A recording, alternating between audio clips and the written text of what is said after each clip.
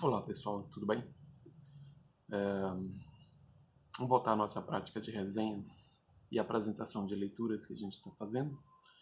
E hoje eu queria recomendar que vocês lessem As Guerras de Vingança e as Relações Internacionais, um diálogo com a antropologia política sobre os Tupi-Guarani e os Yanomami, do professor Antônio Montoya Corrêa Palácio Júnior. Esse livro é bastante interessante pela aproximação de temas caros à antropologia para o repertório de análise das relações internacionais, né? O estudo da prática e das modalidades, enfim, da análise do fenômeno da guerra. Ah, a, o pontapé inicial do livro, né? O momento inicial do livro é uma reflexão sobre o desafio que foi nos últimos 30 anos, a partir dos anos 90 especificamente, e de maneira contínua, o desafio que foi definir analisar os fenômenos bélicos do mundo contemporâneo com as chaves estabelecidas na disciplina das relações internacionais. Né?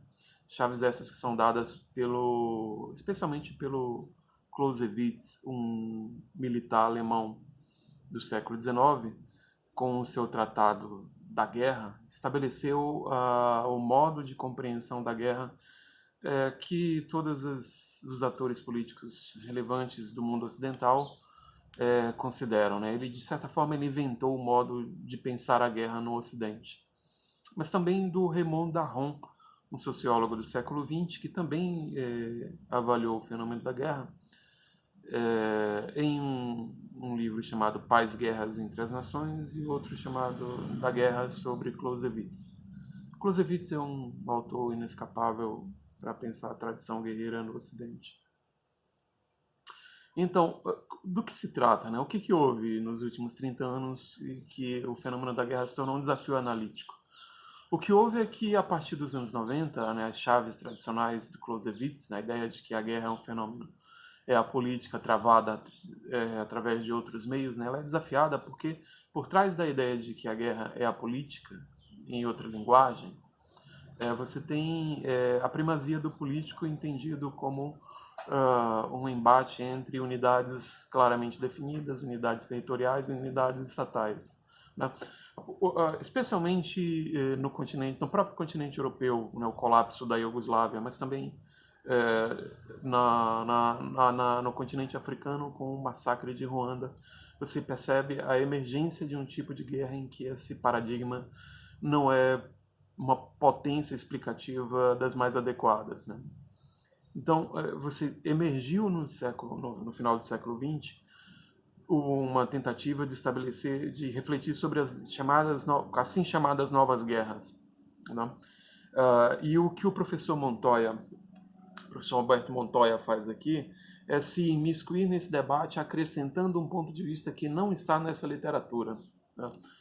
Ainda que essa literatura seja capaz de estabelecer um viés culturalista para a guerra, né, dizendo que a guerra é um fenômeno cultural mais do que um político, tal como Clausewitz definia, né, a verdade é que esses autores ainda não eram capazes de refletir de maneira a incluir em toda a sua diversidade e particularidade o fenômeno das guerras ameríndias. Né? E esse é o desafio do professor Montoya. O que ele faz aqui é uma análise das guerras ameríndias, pensando ela como um elemento necessário para atualizar o paradigma das novas guerras, né, para superar uma lacuna que existe na reflexão das relações internacionais sobre as guerras. E nesse sentido, o livro do professor Montoya é uma reflexão sobre algumas leituras de referência sobre a guerra. Né?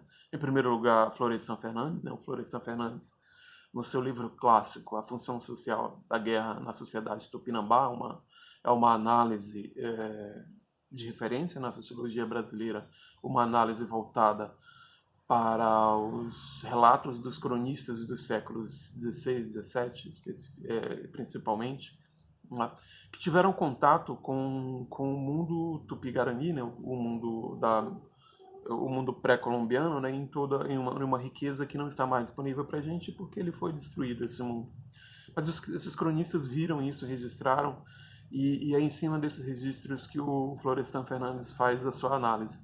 A análise do Florestan Fernandes é uma análise que converge para a explicação religiosa, né? Assim, a religião tupi-guarani teria uma presença do passado, dos antepassados, presentes na cosmologia tupi-guarani. Esses antepassados cobrariam a vingança das suas mortes, e de maneira que cada grupo tupi-guarani seria movido por um compromisso de honra da memória dos seus ancestrais. E essa memória dos ancestrais os impeliria para o combate de vingança contra os outros grupos tupi-guarani, né?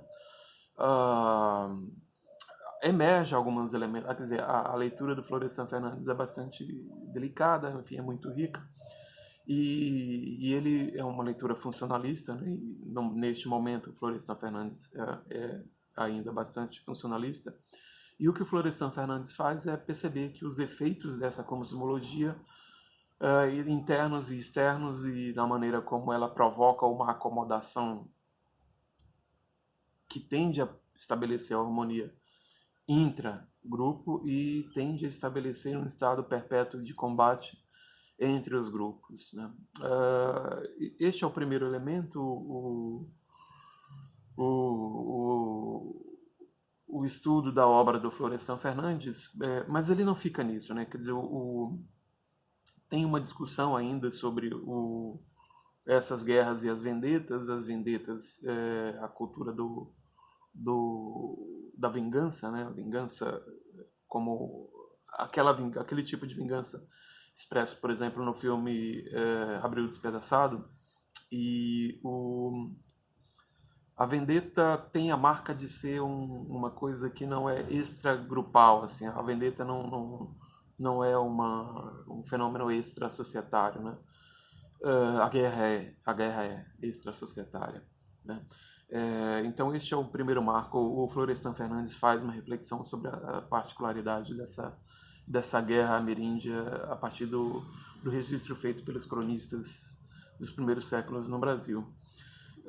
A literatura analisada pelo professor Montoya avança para estudar os Yanomamis, que são nossos contemporâneos, né? Os Yanomamis estão presentes hoje no Brasil atual, né? No continente americano atual, brasileiro, no território brasileiro e venezuelano. E a literatura sobre os Yanomamis é uma literatura bastante rica também, mas da qual se destaca, sem dúvida alguma, os estudos polêmicos, né, bastante contestáveis e contestados, do professor Napoleon Chanot, um americano que esteve entre os Yanomamis a partir do final dos anos 60, e, enfim, tem todo um grande debate a respeito dos fatores, da relação que ele estabeleceu com os Yanomamis. Mas, enfim, eu gostaria de escapar do caráter polêmico do trabalho do professor Chanot. Posso remeter para, por exemplo, Trevas no Eldorado, que é uma análise que passa sobre o impacto do trabalho antropológico entre os Yanomamis. Leiam Trevas no Eldorado. Mas, enfim, o professor Chanot, quando esteve entre os Yanomamis da Venezuela, o professor Chanot, ele interpretou a guerra como interpretou em chaves materialistas, né? Ele dizia que a guerra era uma guerra, era um fenômeno adaptativo, em que grupos competiam por recursos reprodutivos. Recursos reprodutivos, no caso, seriam de base genética, ou seja, eles competiriam, na verdade, por mulheres, né? Então, vários agrupamentos indígenas dos Yanomamis estariam em guerra, na verdade, numa disputa sobre a posse das mulheres, que seriam a chave para a manutenção da sua reprodução. Uma outra interpretação da guerra ameríndia, também entre os Yanomamis, que o professor Montoya considera na sua avaliação da literatura, é o professor Marvin Harris, que entende que a guerra, na verdade, é sobre recursos materiais, né? Na verdade, seria uma disputa, a guerra Yanomami seria uma disputa por recursos alimentares, né? Então, a guerra seria, no fundo, a guerra seria motivada pela disputa de calorias, né? Comida, certo? Essas explicações são rejeitadas em proveito de explicações um pouco mais antropológicas e, sem dúvida alguma, aqui entra o trabalho do casal Clastres, especialmente o professor Pierre Clastres, mas também os estudos da sua esposa Helena Clastres. A famosa tese de que as sociedades ameríndias teriam desenvolvido uma cultura de dispersão contra o Estado, né? A famosa tese da sociedade contra o Estado. Em parte, o trabalho do professor Montoya gira em torno disso, né? De uma explicação de como que essas sociedades ameríndias construíram um Estado guerreiro baseado em uma lógica social e cultural muito própria, né? Além dos estudos do casal Clastres, ele também considera estudos contemporâneos recém-publicados da antropologia brasileira. É um belo balanço no final das contas. No fim, eu recomendo que vocês leiam, por favor, leiam As Guerras de Vingança e as Relações Internacionais, que é um balanço da especificidade das guerras ameríndias para o entendimento do fenômeno da guerra. Tá bom? Um abraço, pessoal.